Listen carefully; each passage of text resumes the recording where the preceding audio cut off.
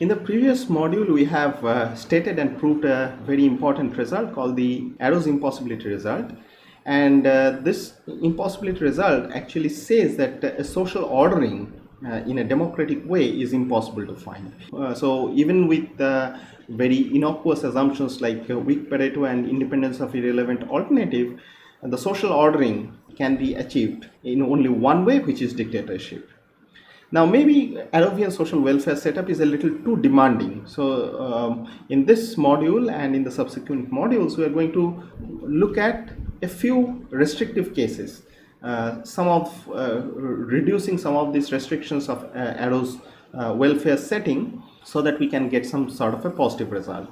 So, there are two ways that we will be considering in this course. One way is to change it from a social welfare setup to a social choice setup.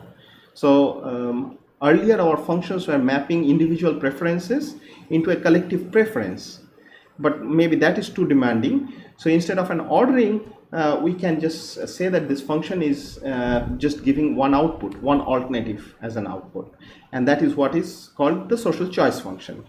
So this is one such way of mitigating this problem. The other way to mitigate this is to put restrictions on the agent's preferences. So far we have assumed that any kind of ordering over this alternatives is possible for these agents. But maybe if we restrict those things, and we will show examples where this is realistic, if we have those kind of restrictions, we can actually have positive results.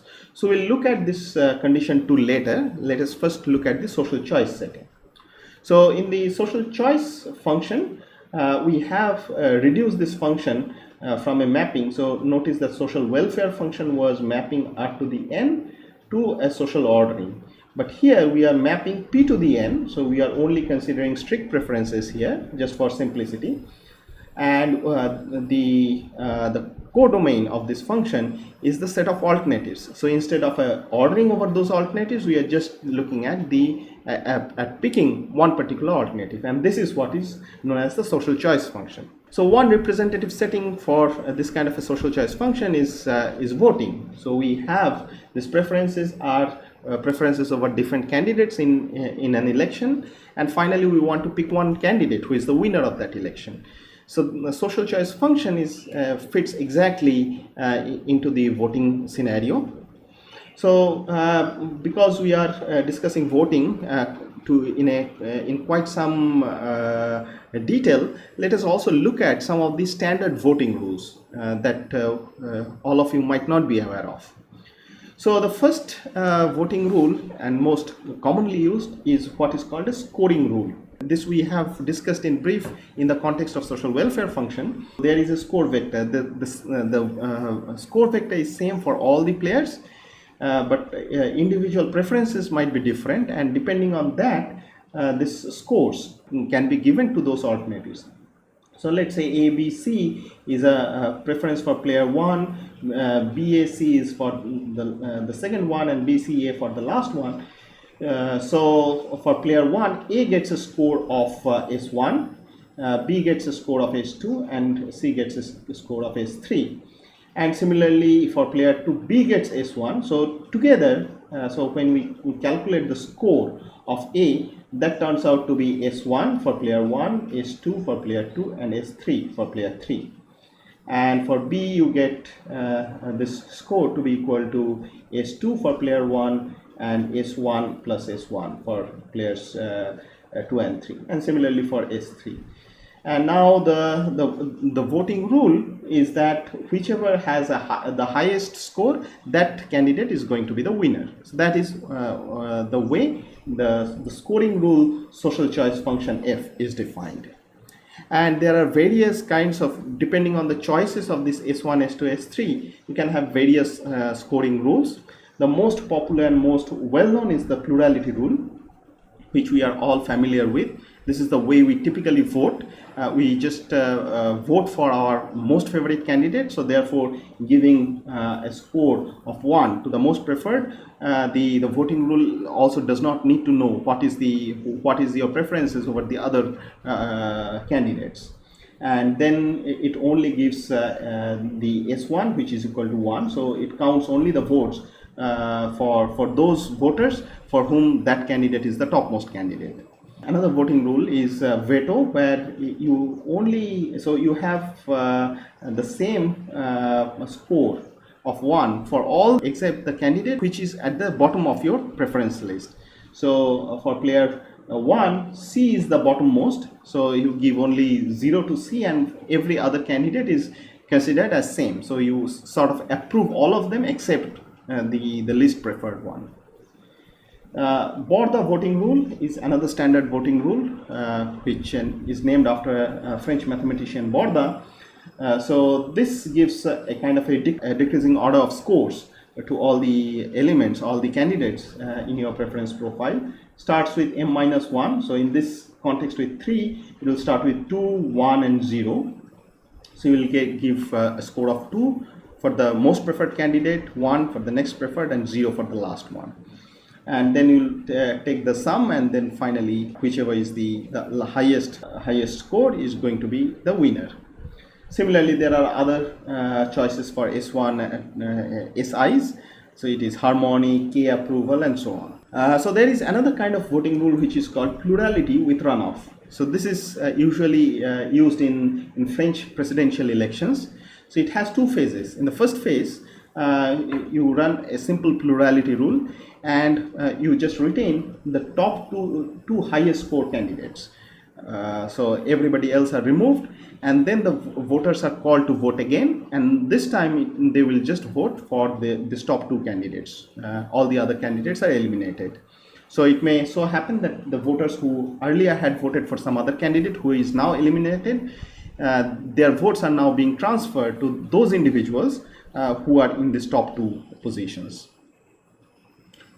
Maximin, this voting rules essentially picks the candidate which has the largest margin of victory. So yeah, so the margin of victory means that the margin with which it beats its next candidate, and that is maximized in some sense. Now, the other interesting voting rule, there are many voting rules, I'm just naming a few. So Copeland is based on some score. So again, this score is determined in the following way. So if you consider any pair of candidates, any pair of alternatives, let's say A and B in this context, A comma B, then you can see that A beats B for this candidate, but B beats A for these two voters. So B is the pairwise winner. So B is the pairwise winner between A and B, right? Now, similarly, you can look at B comma C and see whoever is the winner, and C comma A. So between all pair of candidates, you find out, and whoever wins. So in this case, because B is a winner in this pairwise election, it gets a score of 1. If B becomes the winner of this pairwise contest, then its score will go to 2, and so on. So similarly, you can list all these scores, and whoever has the highest score is the winner of this Copeland election. Now, so this also brings us to a very interesting setting. So let us define what is called a Condorcet winner. So Condorcet is again named after a French mathematician Condorcet. So a Condorcet winner is a candidate or an alternative that beats every other candidate in pairwise elections. So if there exists, let's say, B, which beats A in pairwise elections and also beats C. So in this case, yes, B beats C as well in pairwise election. In fact, it beats C for all the players. So B has a score of 2. So B actually beats all other candidates in this context in pairwise elections. So B is a Condorcet winner in this case. But you can see that this Condorcet winner might not always exist. So for instance, let's look at this particular setup. So you can see that here A beats B. So A beats B in pairwise elections because A is above B here and here. So therefore A beats B. Now B beats C. That is also true. B beats C. But you can also interestingly see that C is also beating A. So C is above A. C is above A here. So this is called the Condorcet paradox. You can have a kind of a preference profile such that there does not exist any Condorcet winner. There does not exist any candidate which beats every other candidate in pairwise election. So if a Condorcet winner exists, then some of these voting rules outputs that Condorcet winner as the outcome of that voting rule. And those kind of voting rules are called Condorcet consistent voting rules. So if a Condorcet winner exists, your voting rule outputs that as the outcome, then we'll call those voting rules as Condorcet consistent. And again, Condorcet consistency is not very commonplace. So you can see that Copeland is Condorcet consistent because it is actually using that Condorcet criterion by design. But plurality is not Condorcet consistent. And here is one example how you can see that it is not Condorcet consistent. So suppose 30% of the population has this preference profile, 30% has this preference, and 40% has this preference profile. Now if you look at the pairwise election, A beats B by 70% to 30%. This is the margin, so 70% in favor of A and 30% in favor of B. A also beats C with this margin, 60% to 40%. So A is going to be the Condorcet winner, right? But who is the winner in this plurality rule? You can see that in plurality you are just going to look at the topmost one. So you get 30% vote for A, 30% vote for B, and 40% vote for C. So C is the winner. So even though A is the Condorcet winner in this example, you are picking C. So plurality is not Condorcet consistent, right? In fact, you can show that no scoring rule based mechanism is Condorcet consistent. So we just wanted to discuss that this part of voting rules. In fact, there are several other voting rules, and all of them satisfy certain properties that we will discuss sometime later. So let us come back to the social choice function setup. We had this function which is mapping individual strict preferences to a candidate. So in order to prove the results that are coming next, we need to define some properties. So the first property that we are going to define is of Pareto domination. We'll say that an alternative A is Pareto dominated by another alternative B if B is strictly preferred over A for all the candidates, for all the voters, for all the agents I, right? Now, also in some places we'll use this term that A is Pareto dominated, which means that there exists some B which is Pareto dominating A. So that is the understanding.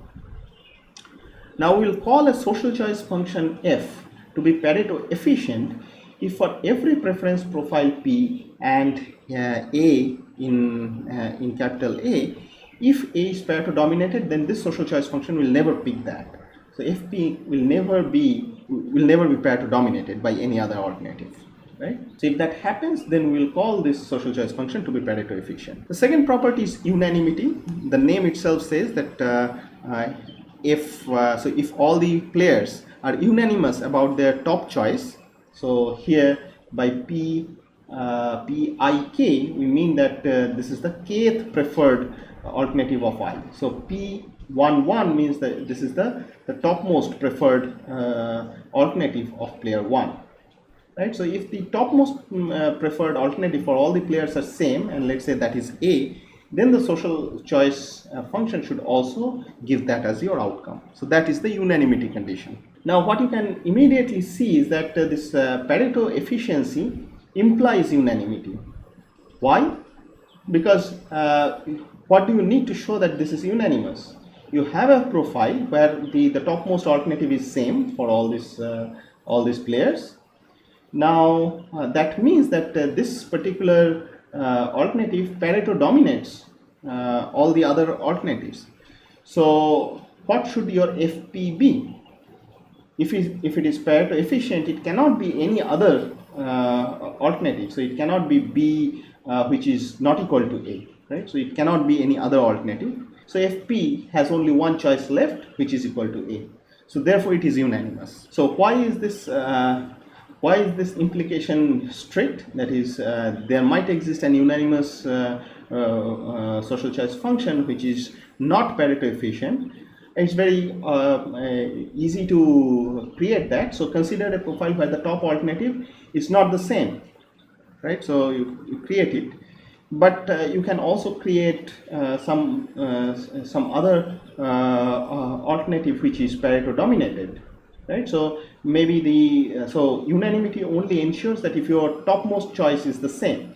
So maybe we have A, B, C here, but let's say there exists an alternative D which is at the bottom of everyone else. So it is Pareto dominated. This alternative is Pareto dominated, but somehow your social choice function f of p chooses that D as your outcome. So it is a Pareto dominated outcome. So therefore f is not Pareto efficient, but it is also unanimous vacuously because it is happening in a preference profile where the topmost alternatives are not all the same. So the last property that we are going to define in this context is called ontoness, and this is the standard the math definition of ontoness. A social choice function is onto if for every alternative in A there exists some preference profile such that the mapping f of p of A is equal to A. So you always have some pre-image of this of every alternative A. So that is the notion of ontoness. And clearly you can see that unanimity implies ontoness, because you can so if you are given a particular alternative A, you create a preference profile P of A which has the topmost alternative for all the players to be A, and unanimity ensures that this is the outcome here, f of p has to be equal to A, right? So therefore ontoness, so for every such alternative A you can always ensure unanimity. So unanimity implies that this is onto. So now we come to a very crucial definition of manipulability. So now we are getting back to the social choice setup where people have their private information. These preferences are private information for every individual. So they might or might not reveal this information truthfully. So that is captured by this property called manipulability. So what is manipulable? So we call a social choice function f to be manipulable if there exists an agent I in the set of all agents and a profile p such that if that player reports his preference to be pi prime when the other players can report anything, then this player is going to be weakly better off. So actually he is going to be strictly better off. This pi is a strict preference order. So this particular outcome when he is misreporting is more preferred than the outcome when he reports it truthfully. And so this happens for a specific profile and for a specific agent. And if that happens, then we call that this social choice function is manipulable. So let us look at two examples. So we are already familiar with two voting rules. One is plurality and the other one is Copeland. We know plurality is not condorcet consistent. This is condorcet consistent. Now let us look at this preference profiles, and suppose there are 9 voters. 4 of them has this preference profile, the other 4 has a different preference profile, and there is one candidate who has a different preference profile. And if there is a tie, then the tie is going to be broken in favor of A above B above C. So here we can see plurality only cares about the topmost alternative. So clearly there is a tie between A and B, and this tie will be broken in favor of A. So currently A is going to be the winner. Now look at this last agent here. A is the least preferred alternative. So it knows that if it reports its C to be the as the topmost one, it is not going to win. It has actually wasted its vote. So rather it will put B on top. So that B gets now a higher plurality score. B's plurality score will be 5 and A will have 4, so therefore B is going to be the winner. So this is the way plurality can be manipulated by a voter. So plurality is manipulable. So this social choice function f, which is plurality, is manipulable. So coupland, again coupland with the same kind of a setup. You have tie breaking in the same order, A, B, C. Now here you can see that each candidate has a coupland score of 1. So A beats B, B beats C, C beats A. So everybody has the same coupland score, so therefore A is going to be the winner according to this tie breaking rule. But now if you look at the second player, so now here we have only 3 voters. So the second voter has A to be the least preferred alternative.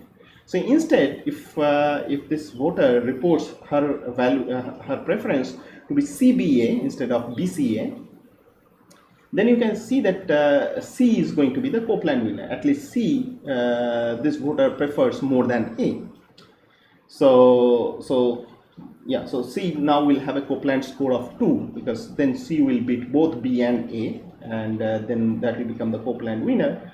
So it's better for that individual. So it will report a different preference profile, PI prime, such that this outcome is actually manipulable. So coupland, this social choice function, coupland is also manipulable. We'll call a social choice function to be strategy proof or non-manipulable if it is not manipulable by any agent at any profile. So what are the implications of strategy proofness? Here we are going to define one definition of a dominated set. So let us say that the dominated set of a particular alternative A at a preference Pi is simply the set of all those alternatives which are lying below this Pi. So let us say Pi is BDAC. Then if we consider D, the dominated set of D is the alternatives A and C which are lying below D in this preference profile. So that's the dominated set. Now we are going to define a property called monotonicity of a social choice function. So the monotonicity is in the sense that if you have a larger dominated set, then you should continue to hold the same social choice outcome. So let us look at this formally. So we call a social choice function f to be monotone if for any two profiles P and P prime, where in the first profile the social choice function outputs A as its outcome, and you have this dominated set under Pi to be a weak subset, to be a subset of the dominated set of A under Pi prime for all the players in N, then it should imply that Fp prime should be equal to A. So what does this actually mean? Let us look at an example to understand this point.